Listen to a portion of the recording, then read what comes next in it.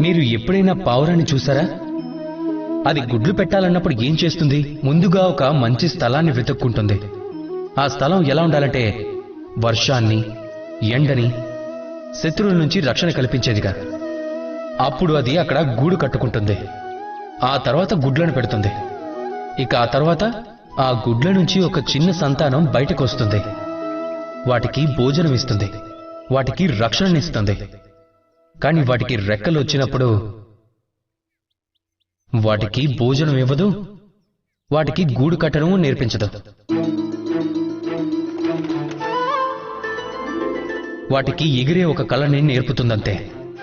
ఇక ఆ చిన్న సంతానం అవి ఎగరటం నేర్చుకొని వాటంతట అవే భోజనం తెచ్చుకోవటం నేర్చుకుంటాయి, స్వయంగా గూడు కట్టడం నేర్చుకుంటాయి.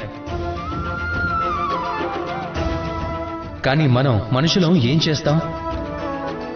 మన సంతానం పెరిగి పెద్దదైన తరువాత కూడా వాటి గురించి చింతిస్తూ ఉంటాం, ప్రయత్నం చేస్తూ ఉంటాం వారి కోసం ఇల్లు కట్టాలి అని. అలా సంతానాన్ని ఇంకా శక్తివంతులు చేసే ప్రయత్నంలో వాళ్ళని పూర్తిగా వికలాంగులని చేస్తాం. జీవితంలో అదే చెయ్యండి ఏదైతే పక్షి చేస్తుందో. మీ సంతానానికి ఎగిరే కళని నేర్పించండి, సంస్కారాన్నివ్వండి. ఇక ఒక సమయం తరువాత వారి గమ్యాన్ని వారే అందుకునేలాగా మార్గాన్ని చూపించండి.